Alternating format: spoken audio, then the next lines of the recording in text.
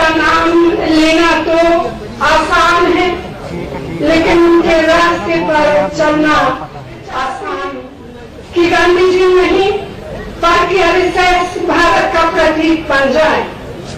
मैं ऐसे कहने वालों को साफ शब्दों में बताना चाहती हूँ कि हमारे देश की मिली जुली संस्कृति, मिली जुली सभ्यता और मिली जुले समाज में गांधी जी की सर्वसमावेशी व्यवस्था के अलावा कभी कुछ सोच नहीं सकती। नमस्कार, इन खबर में आपका स्वागत है। मैं विद्याशंकर तिवारी हूँ। आज गांधी जयंती है। गांधी जयंती को सरकार अपने तरीके से मना रही है और राजनीतिक दल अपने तरीके से।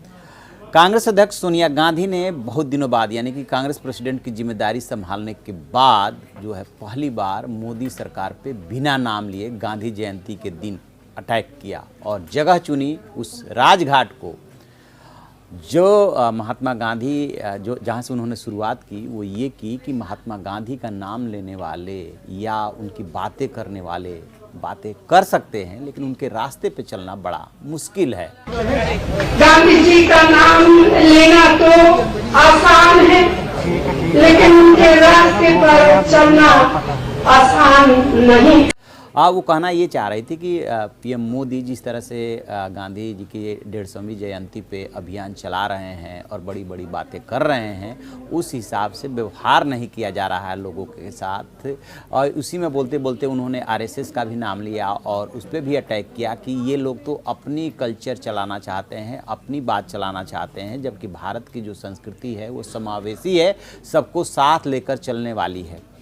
तो खैर, कांग्रेस का आरएसएस और मोदी सरकार को लेकर के ये कोई नया स्टैंड नहीं है, ये तो वार करते ही रहते हैं। मुझे अच्छी तरह से याद है जब 2014 में पहली बार मोदी सरकार आई थी, तब उन्होंने कांग्रेस ने 100 दिन का भी मौका नहीं दिया था। तब पीएम मोदी ने खुद कहा था कि इस सरकार को तो हनीमून पीरियड भी नहीं दिया गया है, यानी कि जिस दिन से ये सरकार अस्तित्व में आई उसी दिन से आलोचना की जाने लगी।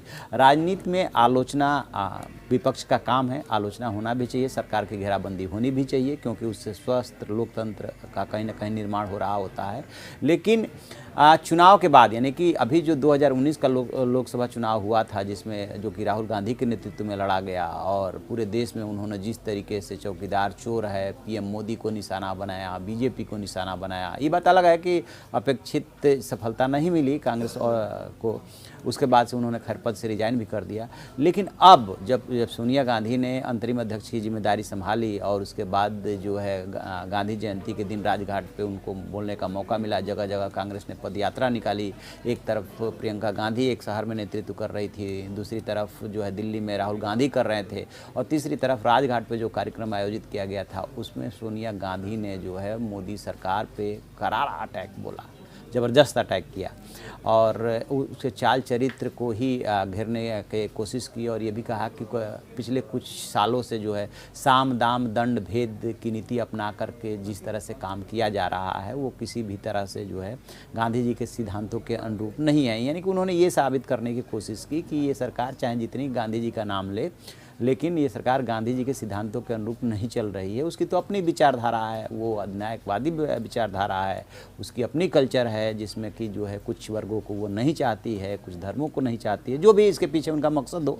कांग्रेस ये बात बोलती रही है, लेकिन जिस तरीके से सोनिया गांधी ने अटैक किया बिना नाम लिए मोदी सरकार पे और उसके बाद आरएसएस का नाम लिया, इसके अपने मायने हैं। और सोनिया गांधी चूँकि अस्वस्थ रहने लगी हैं, इस वजह से उन्होंने राहुल गांधी के सिर पर ताज रखा था कांग्रेस का, लेकिन वो नहीं चला पाए। अब फिर से एक बार सोनिया गांधी के ऊपर ही जिम्मेदारी आई है। तो सोनिया गांधी को ही 2 राज्यों का जो विधानसभा चुनाव होने जा रहा है, महाराष्ट्र और हरियाणा में, तो उसका एक तरह से नेतृत्व सोनिया गांधी कर रही है। ये बात अलग है कि क्षेत्रीय क्षेत्रफों को उतार दिया गया है, तो अब जो भी हार जीत होगी उसकी क्रेडिट डिस्क्रेडिट जो है सोनिया गांधी के ही खाते में आएगी। लिहाजा उसी हिसाब से उन्हें एग्रेसिव होना पड़ेगा।